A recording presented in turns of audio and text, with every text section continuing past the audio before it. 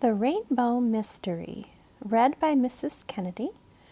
Story written by Jennifer Dusling and illustrated by Barry Gott. Have you ever wanted to be a detective?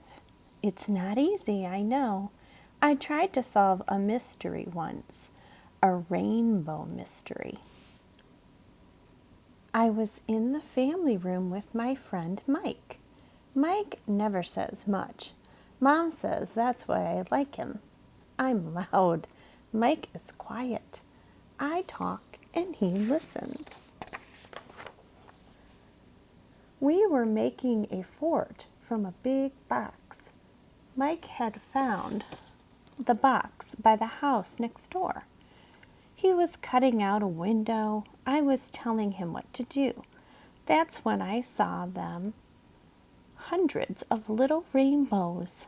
Mike, look, I yelled. Mike looked. He almost fell over. The little rainbows danced across the wall. Wow, was all he said. We watched the rainbows. They faded away. Then they were gone. We jumped up and ran outside. No rain, said Mike. I knew what he meant. Everyone knows rainbows come when it rains, but it wasn't raining. How could there be a rainbow without rain? I started thinking. One time I saw a rainbow in a patch of oil. I said, it wasn't raining then. We looked. There was no patch of oil. Last summer, I saw a rainbow in a sprinkler. I said, was there a sprinkler nearby? No. I remembered another time I saw a rainbow. My friend Kelly has a glass teardrop necklace. It makes a rainbow when the light hits it. I didn't bother to look. I knew there were no glass teardrop necklaces around. Mike and I sat down on the steps. It was late. The sun was low in the sky. We had to be detectives. We have to solve this mystery, I said, and Mike nodded. Mike came over real early the next morning.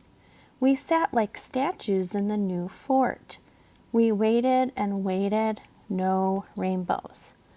The day after that, Mike came for lunch. We waited in the fort again, still no rainbows. Monday was rainy. Mike thought for sure we would see the little rainbows again, but the rainbows didn't come. On Tuesday, Kelly wore her teardrop necklace to school. I didn't think the necklace would help, but I didn't have any other clues. Can you make a rainbow? I asked her. I can try, Kelly said. She stood by the window and moved her necklace in the light. Look, I yelled. The teacher came over. He's a really nice guy. I showed him the rainbow. Terrific, Mr. Royal said. He called the other kids over. Kelly's necklace is like a prism, Mr. Royal told us. A prism is a special piece of clear glass or plastic. It separates light into the 7 rainbow colors. A prism, maybe a prism made the rainbows on the wall in my house. Mr. Royal didn't say anything else about prisms, but he told us stuff about rainbows. I wrote it all down.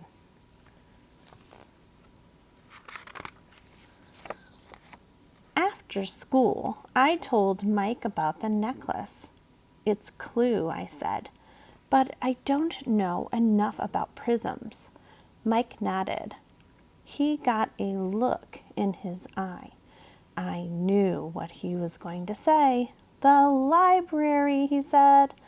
So we went to the library and picked out a whole stack of books on rainbows and prisms.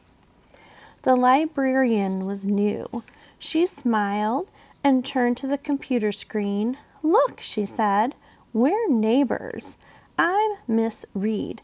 I bought the house next to yours. I moved in just last week. She seemed nice.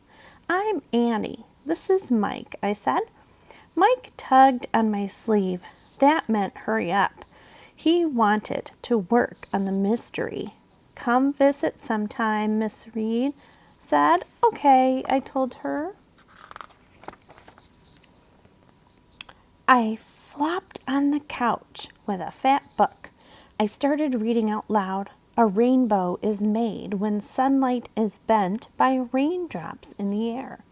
A prism bends sunlight too. Mike said nothing. Instead, he gasped. The rainbows were back. I got up. I touched them. The rainbows showed on my fingers too. All 7 colors were there. Red, orange, yellow, green, blue, indigo, and violet. Then I thought of something. What time is it? I asked Mike. Mike looked at his watch. 5 o'clock. Aha! It's the same time as before, I said. We didn't see the rainbows in the morning or at noon. We only saw them after school. Mike nodded. The sun, he said. Yes, I said. I remembered this poster at school. It must have to do with where the sun is. Like but one person, we turned around and stared out the window. So where is it? Mike asked. I don't know, I said. Let's go outside and look. We rushed outside. No wonder we couldn't see the sun from the family room. It was behind the house next door. The answer to our mystery is in that house, I said. Mike nodded. At exactly 4:30 the next day, we rang the doorbell of Miss Reed's house. Mike, she said, you came for a visit. Come in. We followed her inside. Before I could stop myself, the question burst out of me. Miss Reed, do you have a prism in your house? Miss Reed looked puzzled. A prism? No, I don't think so. I was sad to hear that, but I didn't give up. Miss Reed could have a prism not know it. She gave us lemonade and cookies. Then she asked if we'd like a tour of the house. Yes, Mike and I said at the same instant. Miss Reed showed us the dining room. No prisms anywhere. Then we went into the living room. Still no prisms. We took the stairs to the second floor. The answer had to be up there. This is the music room, Miss Reed said. She opened a door. My favorite part is the chandelier. I just bought it. I had no idea what a chandelier was. Maybe the fancy light on the ceiling. But I didn't care. I was busy looking for prisms on the floor, in the cabinet, on the walls. Then Mike grabbed my arm. The sun had come out from behind a cloud. Light streamed into the room. It hit the glass chandelier, and rainbows danced on the wall next to the window, just like in my family room.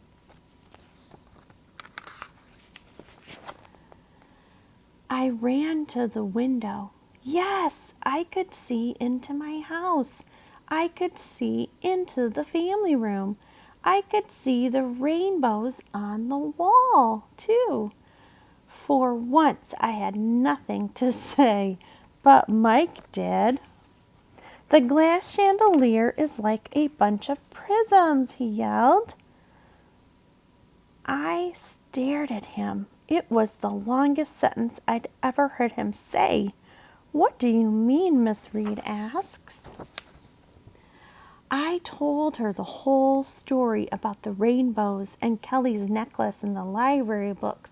I even told her about making the fort from the big box Mike found outside. A big box? Miss Reed asked. Was it by my house? Yes, I said. The chandelier came in that box, she said.